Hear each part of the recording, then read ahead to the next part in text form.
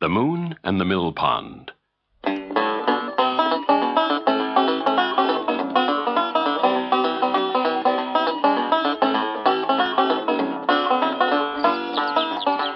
There was often trouble among the animals. They quarreled and argued and cheated and tricked each other. And it was nearly always Brer Rabbit's fault. Usually the animals made friends again. They lay around in the sun and were as nice as can be to each other. But when things were peaceful and quiet, Brer Rabbit was bored. Bored, bored, bored, he said one day as he sat chatting to his friend Brer Terrapin. It's time for some fun. You're the most wicked creature in old Alabama, Brer Rabbit, said Brer Terrapin. But life's never boring when you start making trouble. What are you planning now? Brer Rabbit looked shocked. Who said I was going to make trouble? I was only going to suggest a fishing trip to the old mill pond. But there was a wicked glint in his eyes. You bring Brer Fox and Brer Bear and Brer Wolf along tomorrow night. If anything happens, just watch and listen.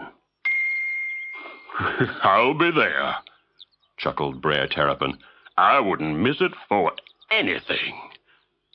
While Brer Rabbit ran off home to bed, Brer Terrapin began his slow walk to the mill pond.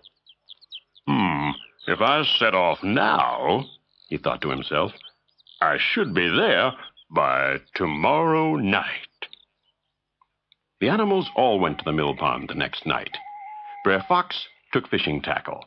Brer Bear took a net, and Brer Wolf took some bait. But Brer Rabbit had been the first to arrive. He was sitting on a log at the side of the mill pond. It's no good, he said. We've wasted our time. What? Why? The animals pushed through the long grass to the edge of the pond. What's wrong, Brer Rabbit? There's been an accident, he explained. You missed it. The moon has fallen into the pond. Oh, well, we'll just have to go home again. The moon fell into the pond? Yes, if you don't believe me, look for yourselves. Brer Fox and Brer Bear and Brer Wolf all looked. And sure enough, there was the moon, swinging and swaying at the bottom of the pond. But I wanted to catch some perch, said Brer Fox. And I wanted to catch a pike, said Brer Bear. And I was going to catch a trout, said Brer Wolf, and eat it for supper. And I was after minnows, said Brer Terrapin. What were you after, Brer Rabbit? And the two creatures winked at each other. It's very disappointing. I can see that, said Brer Rabbit.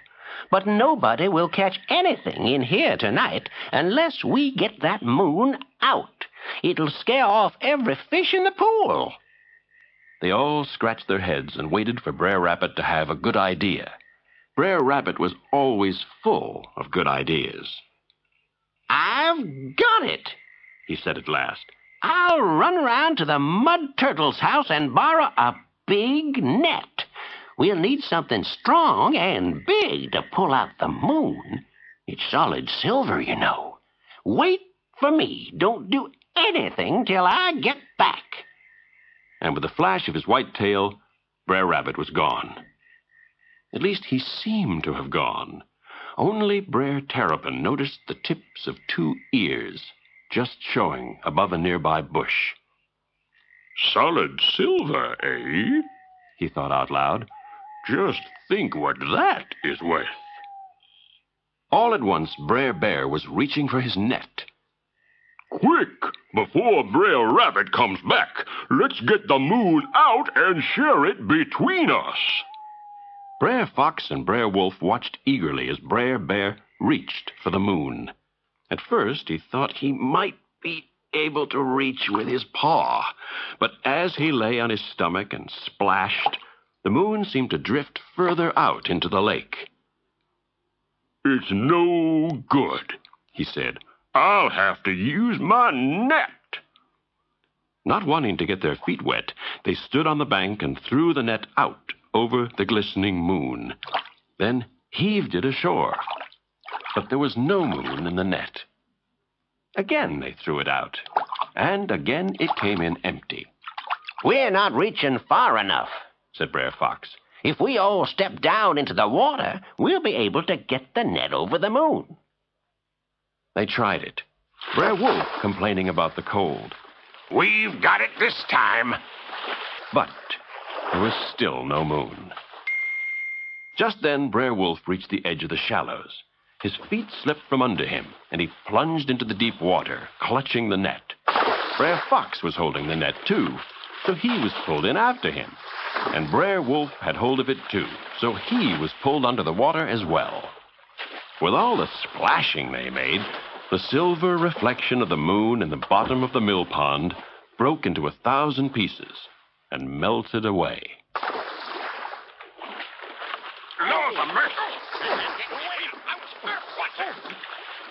They spluttered and blew and splashed and howled. Brer Rabbit laughed so much that he rolled out of the bushes, and Brer Terrapin hid his head inside his shell so that no one could see him grinning. By the time they reached the bank, Brer Bear and Fox and Wolf were all quarreling and arguing and blaming each other. "You pulled me under." "You should have let go." "Whose idea was it anyway?" "I got mud in my boots." Brer Rabbit smiled. "That's better," he thought to himself. Then he helped the soggy animals out of the pond one by one. They looked at him darkly, knowing he was somehow to blame.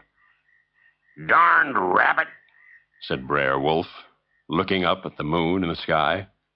You never said what you wanted to catch this evening, Brer Rabbit," giggled Brer Terrapin. "Didn't I?" said Brer Rabbit. "Well, I thought I'd catch out a fool or two.